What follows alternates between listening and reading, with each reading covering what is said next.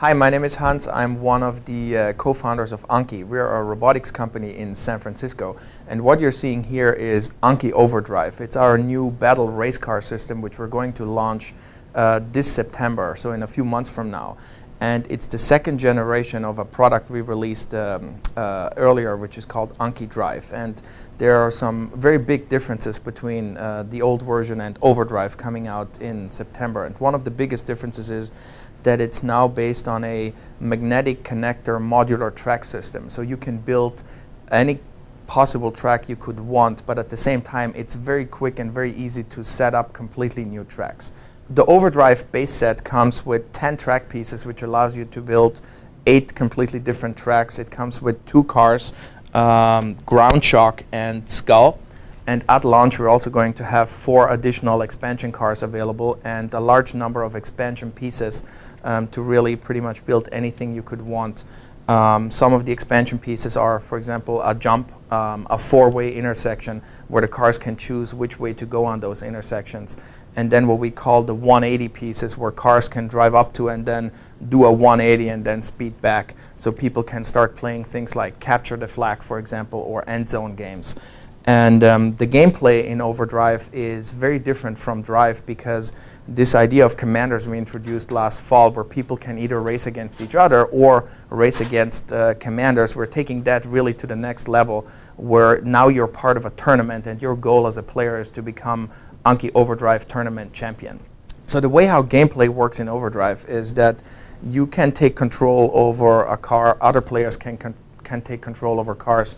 At the same time, you can use any of the commanders to take control over cars as well. At that point, those cars become completely self-driving and they're battling against you in an overdrive race. And a lot of video game features are implemented into Overdrive. For example, as you're controlling cars, the AI inside those cars is helping you to, I guess, race and battle. For example, the cars will completely stay on the track even if you don't steer. But as you get better, the cars who are battling against you are getting better as well. So there is a constant challenge in the game, and over again, as you're upgrading your cars and just become a better player, those cars are constantly challenging you and the commanders are constantly challenging you. So each Anki Drive car looks very different from the other ones, but they're also equipped with very different kinds of special items. For example, things like turbo boost or tractor beams or different weapons. So while you're racing, you can use those special abilities, for example, the weapons, to shoot other cars off the track. And depending on which car you have completely different abilities during a race. And also, while you're racing and while you're getting better, each of the cars upgrades in a completely different way. So at the end of those upgrade paths, 2 people who maybe started out with the same car at the end have a completely different car. And when they race against each other, depending on how they upgraded them, they will have very different kinds of capabilities. Yeah, so we're setting up an Overdrive game right now. I'm going to select Skull, which is this car here, with the skull and crossbones on it. Pete is going to select Ground Shock, which is the blue car in the middle. And then we're going to add a 3rd player, which is one of the commander players, meaning no human player is actually driving that car. It's completely controlled by the AI. And so that commander is going to control this car here, Nuke. So we're going to do a 3-car battle. The 3 of us, 2 of us obviously real players, and 1 of them a virtual player. Okay, so I'm going to start the race. Okay, so the commander is pretty good. She's hanging back so that she can shoot at us. We're going right now. Okay, so now I'm right behind her and I'm trying to shoot at her. Her name is Winger.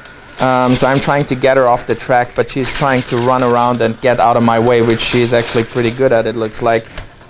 Pete is behind, he's somehow slower. Now I'm going to use a special item I have called a tractor beam, because there's a pretty big distance between me and the other player. So I'm going to use the tractor beam to sort of suck in other cars so that I can get ahead. So now I'm ahead and the other players are behind me. Let's see. Nice. Oh, so Pete just got me. I just got shot. So as you can see, the cars are staying on the road on their own. So even if I don't do anything, the car just keeps going around the track, similar to some racing video games. And as I take control of the car again, the car doesn't just stay on the road, but I can tilt my phone to the left and the right side, and that changes my position of the car on the road. And then I can obviously slow down like now, or I can speed up and drive much, much faster. So all those things are completely possible on a track like this. So what I'm holding in my hand here is the 4-car charger, which comes in the base kit. All the cars are rechargeable, and it takes about 6 to 8 minutes to recharge them, and then you get about 20 to 25 minutes of playtime out of them. The cars you see on my left side here are the 2 which come in the base kit, Skull and Ground Shock, and the 2 on the right side are 2 of the 4 expansion cars available at launch, Nuke and Turmo. So what you saw earlier is the base kit. Now what you're seeing here, this is where you can go if you're very enthusiastic about it. This is completely built out of standard Overdrive track pieces, and you see 12 cars on the track driving right now in a formation. Overdrive is coming out this fall in September in the US, in Germany, and in the UK, all at the same time. What you see on my right is the Overdrive base kit, which comes with 2 cars and 10 track pieces, which allow you to build 8 completely different tracks. And on the left side, you see 2 expansion cars. That's 2 out of the 4 expansion cars also available at launch. And then we have a large number of expansion road pieces available. For example, the jump you see here in the front, the 4-way intersection, and a large number of other pieces which are going to be available at launch and then soon after launch in September.